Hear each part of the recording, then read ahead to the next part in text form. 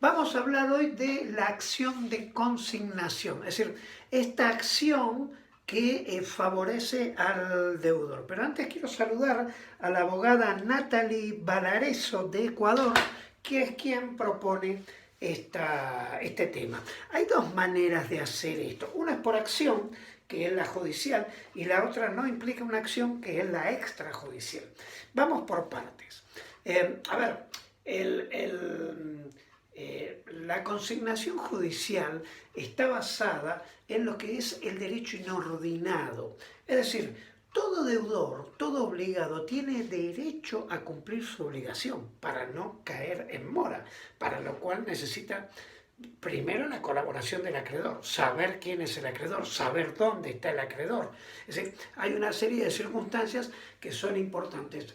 Si esto no sucede, entonces puede hacer un cumplimiento coactivo, es decir, ir al juez, a los tribunales e iniciar una acción en este sentido, justamente para poder dar cumplimiento a aquello que pesa sobre sí, que es la propia obligación. Tiene derecho a liberarse.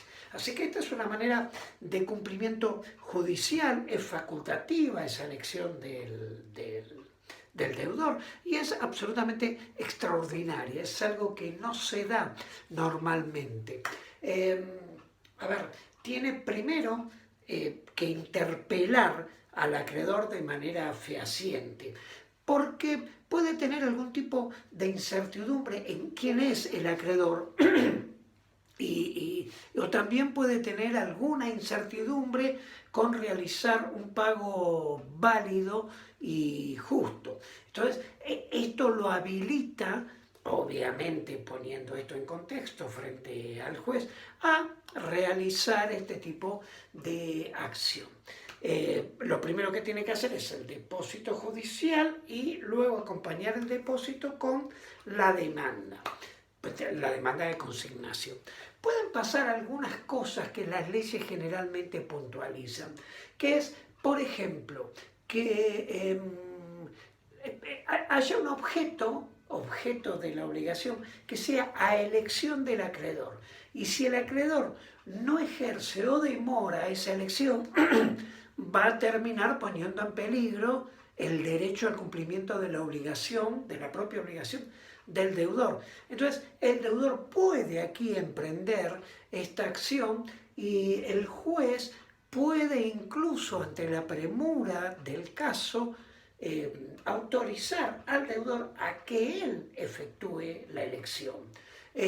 También puede ser, si la cosa no puede ser conservada o si la cosa genera gastos extraordinarios, que el juez, por ejemplo, en estos últimos casos, ordene la subasta. La consignación tiene efectos diferentes en este sentido. Los códigos en general, los códigos modernos, no tratan el objeto de la cosa cierta como objeto de una obligación. ¿Por qué razón? Porque esto surge naturalmente de cualquier acción en este sentido, incluso los códigos procesales lo tratan y le dicen al juez qué puede hacer en este sentido. Y el juez hace, generalmente cuando la cosa es cierta, hace dos cosas. O designa al mismo deudor depositario de la cosa hasta que se pueda cumplir, esto también como efecto de la acción de consignaciones, o ordena el depósito en lugar determinado de la cosa, como puede ser un automóvil, sea que haya que entregar, ordena que se deposite en tal lugar. Esto es cuando es cosa cierta. Así que en realidad creo que hace bien la ley el retirarse del tratamiento de la cosa cierta y determinada porque surge de las propias acciones de cómo se va a tratar esto. Si la acción de consignación no es impugnada o es por el acreedor o es declarada válida, extingue la obligación. ¿Desde cuándo la extingue? Desde la fecha de demanda. ¿Por qué? Porque si la consignación que hace el deudor es defectuosa, puede, hasta el momento que se notifique, puede recomponerla, puede ir depositando lo que vea que faltó y demás. En este caso va a extinguir también, pero no desde la fecha de demanda, sino desde la fecha de sentencia. Va a quedar terminada la deuda. El pago retrotrae siempre, en términos genéricos, salvo esto que acabo de decir, a la fecha de demanda. Es decir, queda cumplida la obligación desde la fecha de demanda. Cuidado con esto que dice siempre la ley. Desde la fecha de demanda, no desde la fecha de depósito. Uno puede creer que el día que puso el pago o entregó la cosa, a partir de ese momento. No, a partir de la demanda. O sea que el depósito es anterior, pero no se tiene por válida esta fecha, sino la presentación, la notificación, perdón, de la demanda. El deudor moroso también puede consignar, siempre y cuando adicione a la consignación todos los intereses que impliquen haber entrado en mora. ¿De acuerdo? El deudor puede desistir. Si fue antes de la notificación al acreedor, puede desistir en cualquier momento. Y si es después, también puede desistir, pero necesita la anuencia, el consentimiento del acreedor. Si esto sucede, el acreedor pierde la acción a los codeudores, pierde la acción a las garantías, pierde la acción a los fiadores, etcétera, etcétera, etcétera. Estos son más o menos los mecanismos de lo que es la consignación judicial. La otra consignación se realiza por fuera de los estrados y es justamente por oposición la consignación extrajudicial. Y es cuando el deudor decide realizar el depósito en un escribano. Generalmente es de dinero, entonces va al escribano y deposita allí el dinero, para lo cual primero tiene que notificar al acreedor de el día, la hora y el lugar, la escribanía, donde se va a realizar este depósito, porque obviamente tiene el derecho de asistir el acreedor frente al escribano para que se realice. Una vez que se realiza el depósito, si el acreedor no se hizo presente, entonces el escribano tiene la obligación de notificar que el depósito ya fue realizado por el deudor en tal registro, es decir, en tal escribanía, el lugar y la fecha en que se realizó, dentro de las 48 horas de realizado el depósito por el deudor.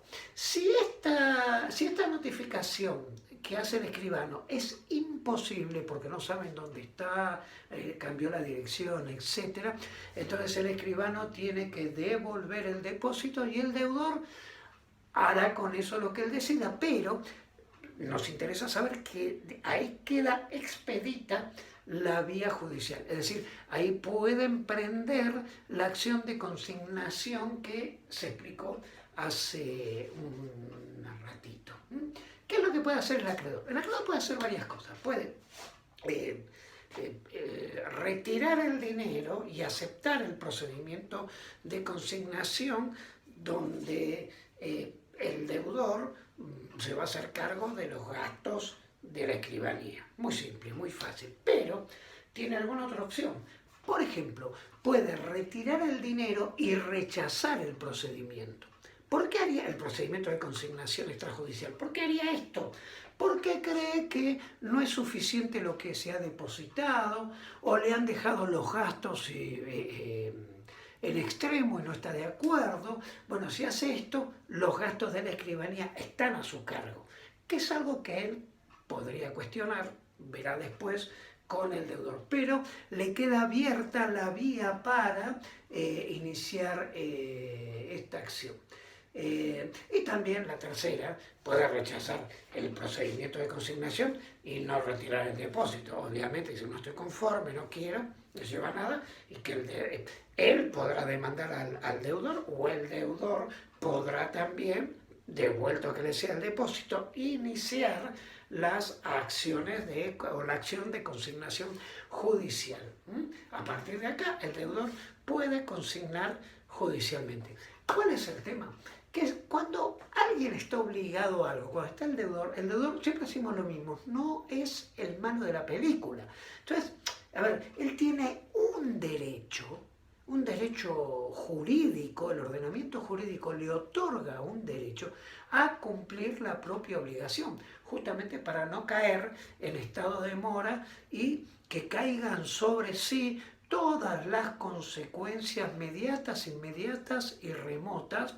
La mora lo pone a cargo de todo. Entonces, tiene una acción judicial para ejercerla en la obligación como derecho y obligar al acreedor a que le cobre. ¿Okay? Porque dijimos hoy, incluso el acreedor puede rehusarse porque cree que no es lo que le debe, que no es suficiente, etcétera, etcétera, etcétera. Y entonces está realmente en mora el acreedor, pero no solamente hay que interpelarlo, tiene que demostrar efectivamente y en los hechos que quiere dar cumplimiento, así que tiene que ir a llevarle esto o al juez en todo caso, o hacerlo en la consignación judicial, o hacerlo de manera extrajudicial ante un escribano. Esto se puede hacer en casi toda Latinoamérica. Hay muy pocos países donde esto no se puede hacer. Cuba, por ejemplo, bueno, no digamos dónde, pero hay muy pocos. La gran mayoría de los países en Latinoamérica se pueden manejar, yo diría que en el mundo hoy se pueden manejar de esta manera. Recuerden que el deudor entonces tiene derecho a cumplir la propia obligación, este es un derecho inordinado, y el ordenamiento jurídico le otorga una acción para compeler al acreedor a que reciba aquello que es a su favor y que el deudor realmente quiere cumplir. Bien, bueno, lo que les digo siempre, like y si les interesa suscribirse para poder seguir con el canal. Gracias.